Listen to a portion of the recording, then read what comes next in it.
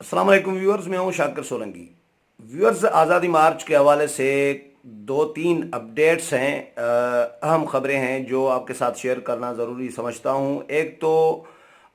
जो मौलाना फजल रहमान के आज़ादी मार्च के हवाले से मौलाना की जो लाइव कवरेज बंद है, किसी भी टीवी चैनल्स पर लाइव कवरेज उनकी नहीं हो रही कुछ दिनों से, तो जेयूआई ने आज इंसानी हकूक़ की आलमी तंजीमों से रब्ता किया है और उनको खतूत लिखे हैं। मौलाना Abdul Ghafoor Hydari secretary general JUI जो हैं, उन्होंने चार इंसानी हकूक़ की आलमी तंजीमों को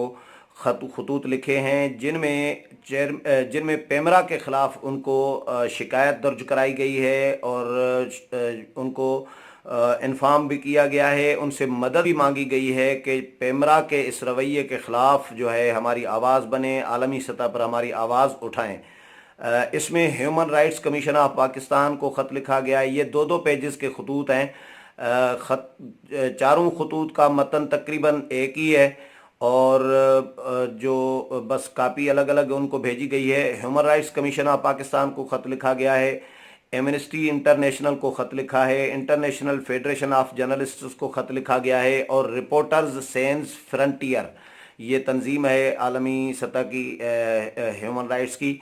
इनको खतूत लिखे गए हैं और उसमें ये लिखा गया है कि जेयूआई पाकिस्तान की एक बड़ी सियासी जमात है, जिसके मुल्क भर में लाखों वोटर्स हैं। 2018 के आम इंतखाबात में धांधली हुई, जिसके खिलाफ जेयूआई ने आवाज़ उठाई है, तो पेमरा ने जेयूआई की कवरेज पर, लाइव कवरेज पर पाबंदी आयद कर दी है। मुल्क भर में जेयूआई के लाखों कारकुनान मौजूद हैं, जिनकी आवाज़ को पेमरा गैर जमहूरी तरीके से दबाने की कोशिश कर रहा है। आलमी इंसानी हकूक़ की तंजीमों को चाहिए कि वो हमारी आवाज़ बने और पेमरा के इस रवैये को आलमी सतह पर उठाएं। ये उनको दरख्वास्त की गई है जेयूआई की तरफ से। तमाम ये चारों जो बड़ी तंजीमें हैं इंटरनेशनल इंसानी हकूक़ की, इनको ये खतूत लिख कर उनको शिकायत की गई है, मदद मांगी गई है कि वो आवाज़ उठाएं हमारे लिए, कि हमें अपना जो जमहूरी हक़ है वो नहीं दिया जा रहा। जबकि जेयूआई ने यह भी ख़त में लिखा है कि एहतजाज करना हमारा आइनी, बुनियादी, इंसानी और जमहूरी हक़ भी है। हमें एहतजाज से रोकने के लिए, एहतजाज को डिस्करेज करने के लिए ये कवरेज रोकी गई है, ये खतूत में लिखा गया है। दूसरी खबर ये है कि अंसारुल इस्लाम पर पाबंदी के लिए हुकूमत ने समरी तैयार की है और वो समरी भेजी गई है वजारत कानून को और इलेक्शन कमीशन ऑफ पाकिस्तान को। यानी अंसारुल इस्लाम जो जेयूआई का बावरदी सिक्योरिटी फोर्सेस, सिक्योरिटी के जो रज़ाकार हैं, वो उनके ख़िलाफ़ जो जेयूआई का तो ये क्लेम है कि ये हमारे 20-25 साल से जब से बने हैं तब से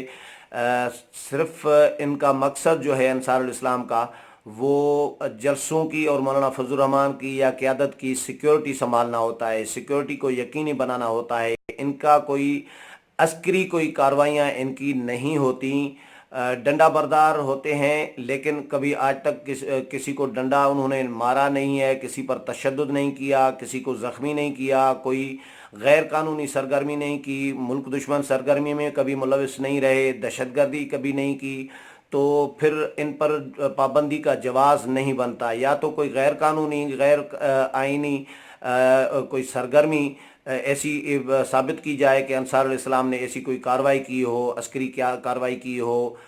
जिसका मुल्क को या अवाम को, शहरियों को परेशानी हो रही हो, तो फिर तो पाबंदी बनती है। लेकिन अगर महज जलसों की सिक्योरिटी संभालने का मकसद है और मौलाना की या क़यादत की सिक्योरिटी संभालना मकसूद है, तो फिर ये कार्रवाई नहीं बनती। अगर इलेक्शन कमीशन ऑफ पाकिस्तान में ये केस आता भी है तो जेयूआई इस पे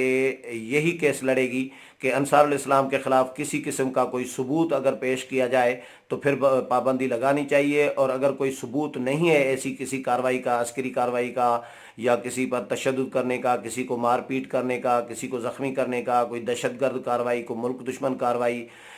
इस तरह की कोई अस्करी कार्रवाई नहीं होती, इनके पास असलहा नहीं होता। लेकिन हुकूमत का ये एक कहना है کہ جو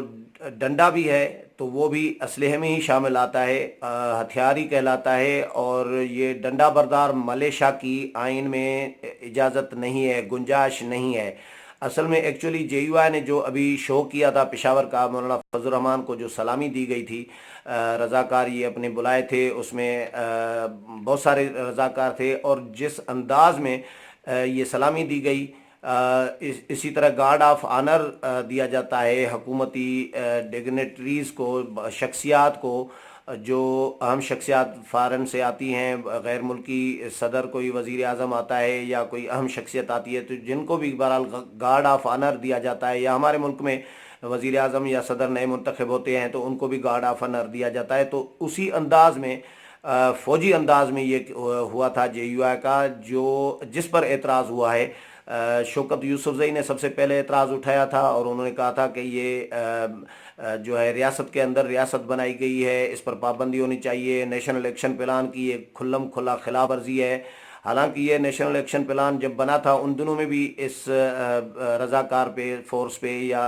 انصار الاسلام پر کوئی اعتراض نہیں ہوا تھا، لیکن اب چونکہ آزادی مارچ لے کر آ رہے ہیں مولانا فضل الرحمان، تو ان کے آزادی مارچ کو روکنے کے لیے اور ان کا راستہ روکنے کے لیے، ان کو بدنام کرنے کے لیے، یہ اس طرح کی حکومت کی طرف سے کوشش کی جا رہی ہے۔ جس طرح باقی دکانداروں کو ایک لیٹر لکھا گیا ہے، پورے اسلام آباد میں یہ سرکولیٹ کیا گیا ہے دکانداروں میں، جو لیٹر ہمارے پاس بھی آیا تھا، میں نے ویڈیو بھی ریکارڈ کر کے اس پہ لیٹر بھی دیا تھا، وہ پہلے ویڈیو اپلوڈ کی ہے، کہ اسی طرح جس طرح پھر راشد محمود سمرو نے ہمارے چینل پر ہی بات کی تھی، اور انہوں نے کہا تھا کہ ٹرانسپورٹرز کو بلا بلا کے ہر شہر میں ان کو ہراساں کیا جا رہا ہے، ان کو دھمکیاں دی جا رہی ہیں کہ اگر آزادی مارچ کے شرکاء کو آپ لوگوں نے کوئی ٹرانسپورٹ فراہم کی تو پھر آپ حوالات میں ہوں گے۔ اسی طرح ہی اسلام آباد کے دکانداروں کو کہا گیا ہے کہ کوئی ٹینٹ دیا، جنریٹر دیا، یا کسی کی گاڑی ٹھیک کی، پنکچر ٹھیک کیا، یا کوئی بھی سہولت فراہم کی تو پھر آپ لوگ حوالات میں ہوں گے، آپ لوگوں کے خلاف ضابطے کی خلاف ورزی کی کارروائی ہوگی۔ تو یہ دو خبریں۔ تیسری خبر، اہم خبر یہ ہے کہ جو آج مذاکرات مؤخر ہوئے ہیں جے یو آئی اور پی ٹی آئی کی حکومتی مذاکراتی کمیٹی کے درمیان، وہ مذاکرات کرے گی تو ربر کمیٹی اب، لیکن ربر کمیٹی کا جو اجلاس 22 اکتوبر کو بلایا گیا تھا، وہ اب تاریخ اور شیڈول جو ہے اس کا تبدیل کیا گیا ہے۔ 22 اکتوبر کو اب اجلاس نہیں ہوگا، 21 اکتوبر کو ہوگا، یعنی آج صبح کو یہ اجلاس ہوگا۔ اکرم خان درانی کی رہائش گاہ پر یہ اجلاس بلایا گیا ہے، اور اس میں رہبر کمیٹی یہ ڈیسائیڈ کرے گی کہ حکومت کے ساتھ مذاکرات کرنے ہیں یا نہیں کرنے۔ بنیادی سوال رہبر کمیٹی کا یا بنیادی ایجنڈا یہی ہوگا کہ حکومت کے ساتھ مذاکرات کرنے ہیں یا نہیں کرنے۔ مجھے جو نظر آ رہا ہے کہ میرا خیال ہے کہ ربر کمیٹی مذاکرات کے لیے ایگری کرے گی، انکار نہیں کرے گی، کیونکہ اپوزیشن اپنے اوپر کبھی بھی نہیں لینا چاہے گی کہ ہمارے سر الزام لگے کہ اپوزیشن نے انکار کر دیا مذاکرات سے، اور جو حالات بنیں گے وہ ذمہ داری اس کی افراتفری ہوتی ہے۔ جس طرح پرویز خٹک بول چکے ہیں کہ اگر اپوزیشن مذاکرات نہیں کرے گی تو پھر افراتفری ہوگی اور اس کی ذمہ داری اپوزیشن پر ہوگی۔ تو اپوزیشن اپنے ذمہ چیزیں نہیں ڈالے گی، اور مذاکرات کی کوشش تو کی جائے گی، لیکن اپوزیشن اس بات کو ضرور دیکھے گی کہ حکومت کتنی سنجیدہ ہے، یہ کمیٹی جو حکومت نے بنائی ہے، اس کمیٹی کے پاس اختیار کتنا ہے، بااختیار کتنی ہے، سیریس کتنی ہے کمیٹی، اور واقعی ہمارے مطالبات سنے جا رہے ہیں، غور کیا جا رہا ہے، یا ان پر عمل درآمد کیا جائے گا۔ یہ کمیٹی اس کا ضرور جائزہ لے، ربر کمیٹی اس کا ضرور جائزہ لے گی اس کمیٹی کے حوالے سے۔ اس کے بعد ربر کمیٹی اپنے جو منظوری ہے اس کی دے گی مذاکرات کرنے یا نہ کرنے کی۔ تو مولانا فضل الرحمان نے یہ اپوزیشن جماعتوں کے احتجاج کے بعد یعنی ناراضگی ان کی دیکھ کر یہ انہوں نے ریئلائز کیا کہ اپوزیشن کو اعتماد میں لینا چاہیے، نہیں تو یہ جے یو آئی نے پہلے فیصلہ کر لیا تھا، اور اس پر بھی میں خود حیران ہوں کہ جے یو آئی نے آن بورڈ لیا آزادی مارچ کے لیے تمام جماعتوں کو، نون کو، پی پی کو، اے این پی کو، پختونخوا ملی عوامی پارٹی کو، نیشنل پارٹی کو، قومی وطن پارٹی کو، سب کو آن بورڈ لیا، ان سے مشاورت کی، سب نے حمایت کی ہے، بہت ساروں نے شرکت کی، یقین دہانی کرائی ہے۔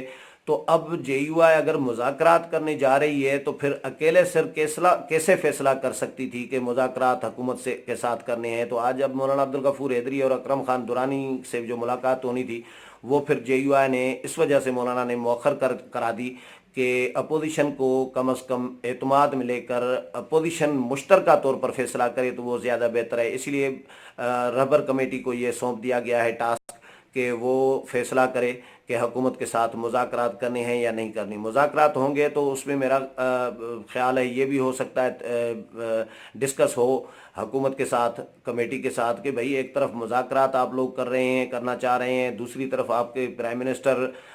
گالیاں بھی دے رہے ہیں اپوزیشن رہنماؤں کو، اور تیسری طرف مولانا فضل الرحمان کی کوریج بند دیا ہے، انصار الاسلام پر پابندی کی سمریاں تیار کی جا رہی ہیں، مولانا کی کوریج بند کر دی گئی ہے، یا جو